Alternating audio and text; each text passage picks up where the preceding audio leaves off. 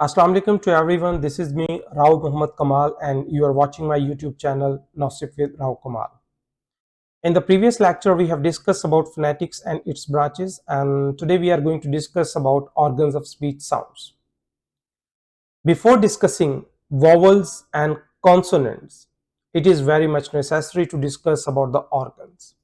जब हम vowels को डिस्कस करेंगे, consonants को डिस्कस करेंगे, तो उसमें ऑर्गन्स की डिस्क्रिप्शन बहुत ज्यादा आएगी। तो before going towards vowels and consonants, तो ये बहुत ज्यादा जरूरी है कि आप ऑर्गन्स को समझें कि प्रोडक्शन में, साउंड प्रोडक्शन में कौन कौन से ऑर्गन्स हैं जो जरूरी होते हैं। लेट्स सी, जब हम प्रोडक्शन में, साउंड प्रोडक्शन में ऑर्गन्स की बात करते हैं तो बेसिकली 3 सिस्टम हैं जो साउंड प्रोडक्शन में इन्वॉल्व होते हैं।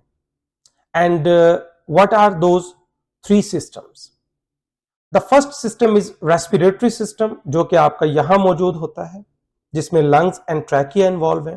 The second is phonatory system, जो यहां मौजूद होता है, जिसमें लेरिंग्स और वोकल कॉर्ड्स मौजूद होते हैं। और जो थर्ड है आपका आर्टिकुलेटरी सिस्टम, वो यहां मौजूद है, जिसमें आपके तमाम ऑर्गन, जिन्हें अभी हम डिटेल में डिस्कस करेंगे, तो वो यहां मौजूद होते हैं। तो इनिशियली हमारे पास 3 सिस्टम्स हैं। This is respiratory system, this is phonatory system and this is articulatory system.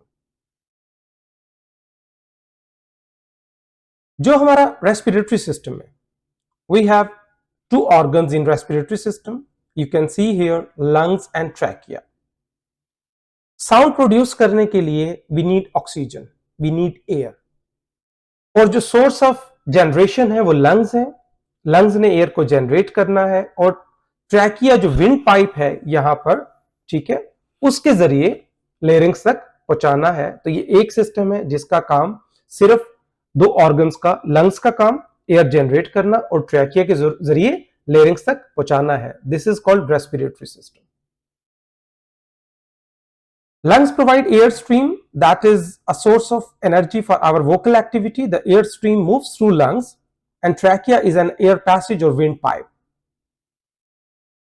उसके बाद हमारे पास ये सेकंड वन जो है फोनेटरी सिस्टम मौजूद है। अगर आप देखें तो आपको यहाँ एक बॉक्स फील होता है, जिसे हम वॉइस बॉक्स कहते हैं या लेरिंग्स कहते हैं। और इस वॉइस बॉक्स के अंदर जो है वो वोकल कॉर्ड्स मौजूद होते हैं। जो वोकल कॉर्ड्स की जो पोजीशन है उसे हम लेटर ऑन बाद में डिस्कस करेंगे। तो larynx, it is a casing formed of cartilage and muscle situated in the upper part of trachea. This is the upper part of trachea.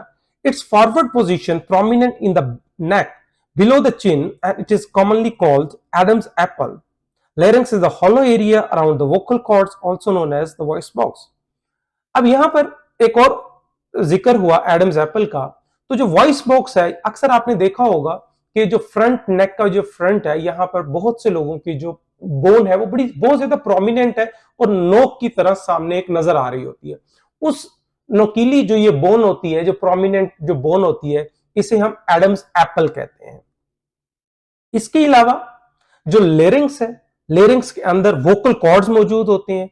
Vocal cords basically 2 flaps होते हैं जो कि इस position में होते हैं, और उनका फंक्शन अभी मैं इनिशियली आपको सिर्फ ये बता दूं कि इनका फंक्शन ये होता है कि कुछ साउंड्स जब हम प्रोड्यूस करते हैं विद वाइब्रेशन प्रोड्यूस होती हैं, और कुछ साउंड जब हम प्रोड्यूस करते हैं वो विदाउट वाइब्रेशन प्रोड्यूस होती हैं, जिन्हें हम वॉइस्ड और वॉइसलेस कहते हैं। इस पर हम नेक्स्ट लेक्चर में डिटेल से बात करेंगे। अभी जस्ट हम इन ऑर्गन्स को देखते हैं। तो फ्रेनेटरी सिस्टम में हमारे पास 2 हैं, लेरिंग्स और उसके साथ हमारे पास वोकल कॉर्ड मौजूद है। उसके बाद इस पिक्चर को आप देख सकते हैं, इस पिक्चर में डिफरेंट ऑर्गन्स जो हैं वो मौजूद हैं। तो सबसे पहले हम बात करेंगे हमारे जो अपर आर्टिकुलेटर्स है और लोअर आर्टिकुलेटर्स है। अपर आर्टिकुलेटर में हमारे पास अपर लिप मौजूद है, अपर टीथ मौजूद है, और टीथ का जो हिस्सा है, the part just behind the upper teeth, अगर आप टंग से फील करें, आपकी जो अपर टीथ है, अगर उसके बैक पे आप टंग से ऐसे फील करें लाइक दिस, और उस जहां आपके टीथ खत्म हो रहे हैं उसका ऊपर के हिस्से को आप टंग से फील करें, तो आपको वेन्स टाइप हिस्सा नजर आएगा। उस हिस्से को हम एल्व्यूलर रिज कहते हैं, और उसे टीथ रिज भी कहते हैं। अगर आप एल्व्यूलर रिज से मजीद पीछे की तरफ जाएं, जो कि आपकी रूफ है, आप ऐसे फील कर सकते हैं, ऐसे ऊपर की तरफ, तो इस हिस्से को हम पैलेट कहते हैं। तो आप अपने थंब से फील करें ये सॉफ्ट है या हार्ड है, this is hard, this is called hard palate. और इसी तरह अपनी टंग को थोड़ा सा रोल करें जहां तक पीछे जाती है, लाइक दिस, तो आप देखेंगे हार्ड के बाद सॉफ्ट पैलेट स्टार्ट हो जाता है। ऊपर ये पैलेट है, ठीक है, ये आपका एल्वियोलर रिज है, ये आपका हार्ड पैलेट है, और पीछे आपका ये सॉफ्ट पैलेट स्टार्ट हो जाता है। जो सॉफ्ट पैलेट है उसके डिफरेंट नेम्स हैं, हम सॉफ्ट पैलेट को विलम भी कहते हैं और विलर भी कहते हैं। उसके अलावा आपके पास जो लोअर आर्टिकुलेटर्स हैं उसमें लोअर लिप है, उसमें लोअर टीथ है, आपकी टंग है, और जो बेसिकली आपकी टंग है, टंग का जो फ्रंट हिस्सा है, अक्सर जब हम कोई चीज दिस वन टेस्ट करते हैं तो this is tip of the tongue and this is blade of the tongue, this is front of the tongue, this is center of the tongue and this is back of the tongue. Okay, उसके अलावा हमारे पास इन organs में दो cavities होती हैं, दो veg होती हैं। जब हम बात करते हैं जो एयर लंग्स जनरेट कर रहा होता है तो वो definitely at the time of production the air comes out. अब बाहर आने के दो रास्ते हैं, one is your nose and the second is your mouth. Okay, and the cavity, this way of nose, this is called nasal cavity, and the mouth passage, this is called oral cavity. English में हमारे पास जितनी sounds हैं वो दो तरह की हैं, कुछ नेजल साउंड्स हैं और कुछ ओरल साउंड्स हैं। अब नेजल साउंड्स कौन सी होती हैं?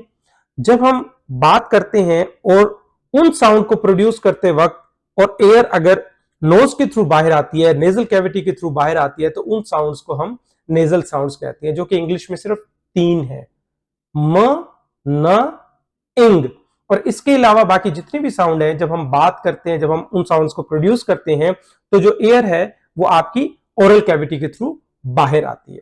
ओके, और ये हम बाद में जो ओरल नेजल प्रोसेस है कि ये एयर को कैसे पता चलता है कि अब ओरल कैविटी से कम आउट होना है या नेजल से कम आउट होना है, तो जो सॉफ्ट पैलेट है वो प्रोमिनेंट रोल प्ले करता है। तो ये हम लेटर लेक्चर्स में डिस्कस करेंगे। तो इसके अलावा जब आप माउथ को फुली ओपन करें लाइक दिस तो आप देखते हैं एक सामने एक हैंगिंग पार्ट, एक छोटा सा टुकड़ा जो कैसे लटकता हुआ हैंगिंग हमें नजर आ रहा होता है, जिसे हम युवुला कहते हैं। और जो सामने जो एक वॉल नजर आ रही होती है जिसे हम उर्दू में हलक कहते हैं, basically that is your pharynx.